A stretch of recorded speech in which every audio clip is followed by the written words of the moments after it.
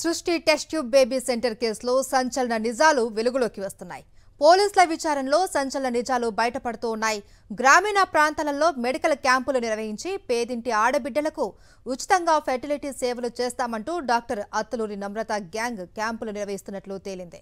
ఇక ఏపీలోని పలు జిల్లాలలో గ్రామీణ ప్రాంతాలే టార్గెట్గా మెడికల్ క్యాంపులు నిర్వహించినట్లు విచారణలో బయటపడింది. మెడికల్ క్యాంపుల ద్వారా పేద మహిళలను గుర్తించి పిల్లలను కని ఇస్తే డబ్బులు ఇస్తామంటూ ఎరవేసినట్లు గుర్తించారు పోలీసులు. డెలివరీ తర్వాత నవజాత శిశువును తీసుకుని పేద తల్లులకు డబ్బులు ఇచ్చినట్లు తేలింది. అలా పుట్టిన నవజాత శిశువుల్ని అద్దె గర్భంలో పుట్టారు అంటూ బాధిత దంపతులకు నమ్రత ఇచ్చేది అని గుర్తించారు. ఇలా అక్రమంగా సంపాదించిన డబ్బుతో 2 తెలుగు రాష్ట్రాలలో ఫామ్ హౌస్లు, అపార్ట్మెంట్లు కొనుగోలు చేసినట్లు గుర్తించారు పోలీసులు. సృష్టి టెస్ట్ ట్యూబ్ బేబీ సెంటర్ కేసులో సంచలన నిజాలు వెలుగులోకి వస్తూ ఉన్నాయి. దీనికి సంబంధించి పూర్తి డీటెయిల్స్ మా ప్రతినిధి అమర్ అందిస్తారు నాంపల్లి నుంచి. అమర్, మహేశ్వరి, సికింద్రాబాద్లోని సృష్టి టెస్ట్ బేబీ సెంటర్కి సంబంధించిన కేసులో ప్రస్తుతం గోపాలపురం పోలీసుల దర్యాప్తు కొనసాగుతుంది.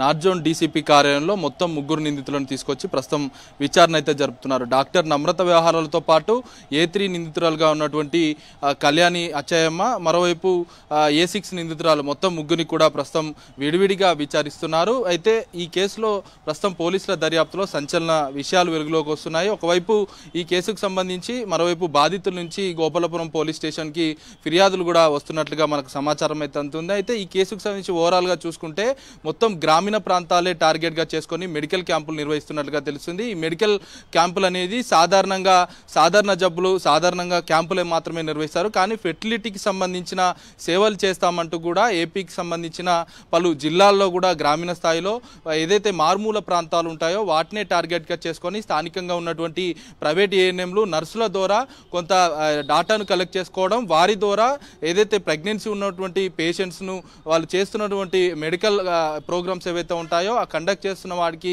ఆ క్యాంపులకు తీసుకురావడం, ఆ తర్వాత ప్రెగ్నెన్సీకి సంబంధించిన కొన్ని మెడిసిన్లు ఇవ్వడం, వారికి పేషెంట్లకు దగ్గర కావడం, ఆ తర్వాత పేషెంట్లకు సంబంధించిన ఆర్థికంగా ఎవరైతే వెనుకబడి ఉంటారో వారిని టార్గెట్గా చేసుకొని వారందరినీ ఒక లిస్ట్ అవుట్గా చేసుకొని వారికి ఆర్థిక సహాయం చేస్తామంటూ కూడా వాళ్ళకి ఒక ఏదైతే అండగా ఉంటామని కూడా చెప్తూ సృష్టి ఫెసిలిటీ సెంటర్కి సంబంధించిన డాక్టర్ నమ్రతతో పాటు మెయిన్గా ఈ కేసుకు సంబంధించి కీ రోల్ పాత్ర పోషించినటువంటి ఇటు కళ్యాణి అచ్చాయమ్మకు సంబంధించిన వ్యవహారాలపైనే ప్రస్తుతం పోలీసులు దృష్టి సారించారు. సంతోషి కూడా గ్రౌండ్ లెవెల్లో పనిచేసినట్టుగా తెలుస్తుంది.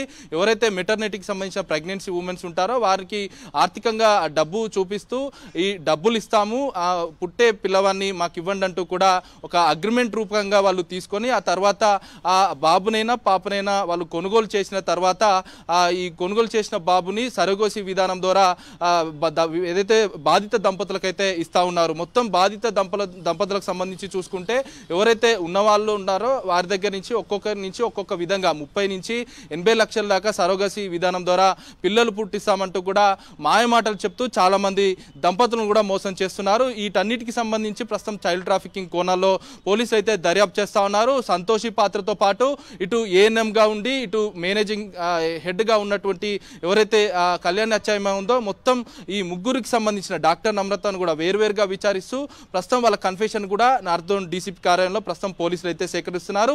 వీరి దగ్గర నుంచి సేకరించిన అంశాల ఆధారంగా చైల్డ్ ట్రాఫికింగ్ ఎక్కడి నుంచి మొదలైంది, ఎంత డబ్బులు వసూలు చేశారు, ఎంతమంది బాధితులు ఉన్నారన్న కోణంలో ప్రస్తుతం పోలీసులు అయితే దర్యాప్తు చేస్తున్నారు. Maheshwari, right, thank you Lokesh.